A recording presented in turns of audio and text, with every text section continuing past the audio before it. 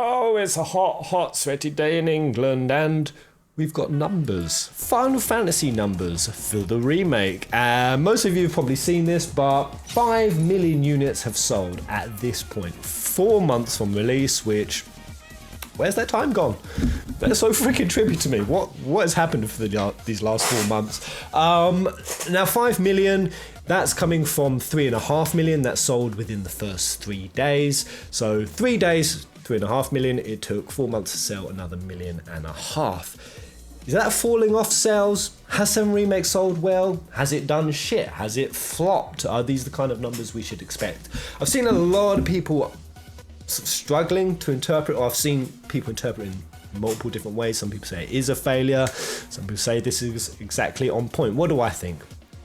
Well, when I compare it, and like most people are doing, to Final Fantasy 15, it seems terrible. It seems shoddy, especially for a game with the status and nostalgia, the legacy and the fan base that something like Final Fantasy 7 has. When Final Fantasy 15 sold 5 million, so again, 7 remakes, 5 million at this 4 month stage, 15 did 5 million supposedly in the first day. The first day. Now, I'm just gonna say, I've always questioned those numbers on 15. This isn't me trying to shit on 15 and defend 7, but I've always questioned those numbers, because 15 in 24, 5 million for 15 in 24 hours is insane. That's absolutely freaking nuts. Nothing of Final Fantasy had got closer to that before, and that's why it was one of Square Enix's highest grossing Final Fantasies, which it actually had dethroned Final Fantasy 7 OG. 15 dethroned it, but the 15 numbers, I find them really unnatural in terms of the sales progression, so how sales continued after that, because it did 5 million in the first day, but by January the 10th next year, so we're only talking 3 months about 3 months later, it only ticked up to 6 million. Now I get it, 15 was out for a very long time, or it was in development, like it was hyped so much, we had so many like demos and trailers and events that constantly hammered home the pre-order stuff. Massively, like they were pushed it, you will only get this if you pre-order this. Every event they were pushing the pre-orders, and when they even came out, they were selling them because they made them seem really exclusive. Like that they did a collector's edition, 30,000 of them they sold first day. They then had to put on another load of collectors, that sold again, and then they did a third run of it. So I can really see that everyone had 15 by the point of release, but not to these kind of levels. Not to the kind of levels where it starts at 5 million first day, and then nearly a year later, and it goes to 6 and a half. A lot of people pre-order, but not that many people would have been first day. And this is where I bring back the old debate I used to do videos on, which is the shipped versus sold aspect. Now shipped, if a developer says shipped, like they said for 15, that doesn't necessarily mean it's been sold. That's just what they've sent to retailers. That doesn't mean what retailers have got off their shelf, what they've sold to the general public. And that really influences the numbers. And especially when I really feel like 15 was just more marketable to the West. I mean, literally, the game, it was an action RPG, it had lots of Western appeal. It was designed to have very strong Western appeal. And I really think that's probably why loads of companies went out and purchased it. Like, it was going to be the new hype thing. But what 15 then didn't manage, even with all of its bro DLCs, with the Arda DLCs, is it didn't keep momentum, especially for something that was keeping a continue line of content coming out. It didn't keep momentum, and that's what I think is far more important than when we spend so much time analyzing its first 3 day numbers or its first 4 months. People put so much focus into it, but it's got nothing on what momentum means. And that's what I think the 7 Remake is going to crush 15 on, is momentum. Because just take 15 and 7 Remake out the equation, let's go to some other Final Fantasies. In fact, the biggest selling Final Fantasy of all time, and as of 3 years ago, though 14 may have crossed it now, this was the highest selling Final Fantasy, and it was 10. It had grossed Square Enix 1.72 billion 1.72 billion, that's bloody balmy. And sold 14.8 million units. Now, when it first came out, it was nowhere close to that. It did really well. I mean, really well. Like, it was during the PlayStation 2 era, obviously. And Final Fantasy X actually was the first game to break the 2 million and the 4 million sales barrier for a single game on the PS2. 2 and 4 million. Like, and now we're looking at like 3.5 million in 3 days, and we're wondering if that's shit.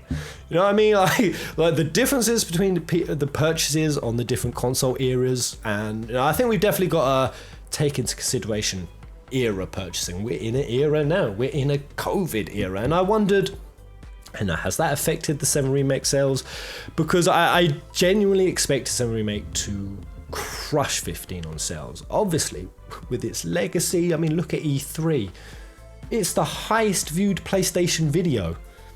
The talk around 7, the tsunami of gaming sites and channels covering the 7 Remake was momentous. Like, the momentum of hype for 7 Remake, I felt was even bigger than 15. So I was definitely surprised to see it didn't sell as well. But again, the shipped and sold thing, I'm going off on a tangent. So anyway, even though FF10 did 2 and 4 million sales, and that broke PS2 records, at that point it was still nowhere near the levels of 15, 7 Remake, and even OG FF7. But by the time that FF10-2 came out, so that was 2004, it was at 4 million sales, and then by 2004 and 10-2 came out, it went up to 6.4 million.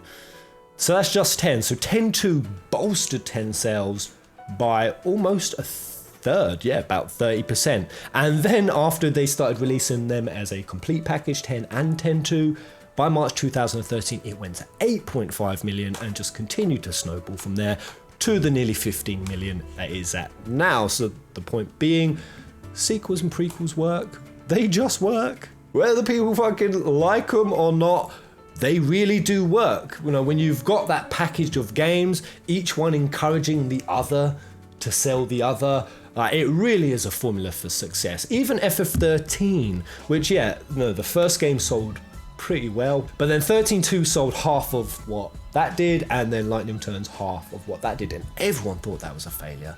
Oh my god, they've literally chunked 50% for each sequel. They flopped. They flopped the trilogy. That's what a lot of people were saying. Even though Final Fantasy 13, the base game, was the fastest selling in the franchise's history. And then, it is now ticked up by 11 million copies, but it had the very similar kind of thing. When 13-2 came out, 13 ticked up. When LR did, so did it. And then they did the package of it, then they did the PC port. I mean, the fact that they never did a PS4 port for the trilogy, again, that would have made huge amounts of money. So we've got loads of ports still to come for the 7 Remake, and that's definitely going to tick at least 1 million sales each, because 15 did that. The PC gave it about 1 to 2 mil, the Xbox gave it about 1 mil. We've just got to see those version comes out, and then eventually when we start getting part 2 and part 3, and again, there's going to be so many parts of them. I keep saying it, Katase and Nomura, they said recently, people think this is going to be a trilogy, but we actually think if we just do it in more multiple bite-sized parts, it'll come out more efficiently. They've really hinted there's going to be multiple parts, and just imagine how they're going to sell. The collector's edition, hopefully the GOTY edition, bloody well better be. Yeah, it's still got so much further to go. We're still in Midgar, for Christ's sake. 10% of the way in, or 15% at a generous push. There's no way the game's not going to experience this same kind of catapulting off of each other that the other titles has. But before I finish this video, I'd be remiss not to compare this to the OG FF7. How is the remake done compared to that? Well, of course, we're in a whole different era now, so the numbers are just very warped and very different. But I'll do my best to break them down. So we never really got like Western numbers combined with Japanese. Like, we'd only really get like Japan and NA. So anyway, for FF7 OG in Japan, within 3 days of its release, 2 million copies were sold. Then 3 million by the end of the month. So that was Japan. Again, I can lower numbers, but kind of a natural sales progression, unlike that unholy FF15 progression. Again, I think it was shipped versus sold. But then only 330,000 copies were sold to North America. Now, I say only because that sounds diabolical, but that grossed $16.5 million and was the highest that any video game had ever been at that point, surpassing Star Fox 64 at its 300,000 sales. In fact, it even outsold most Hollywood blockbuster movies at that date. What? That's freaking nuts. So 330,000 by the first week for North America. That then ticked for 3 weeks to 500,000. Not a massive jump at all, but then, and this is where the word momentum comes into play, FF7 caught its momentum, and for the next several months, in fact, to December, so we're talking back end of the year from when it released at the front end, and it had gone up to 1 million.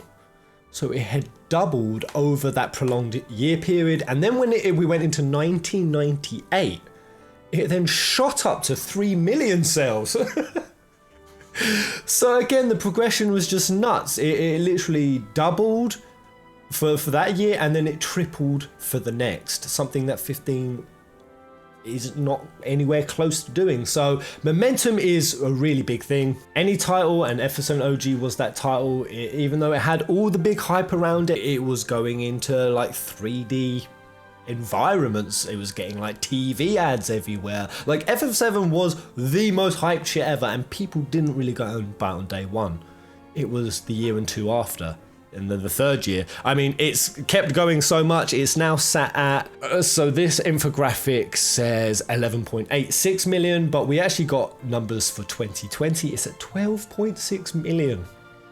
From its 330k debut in North America.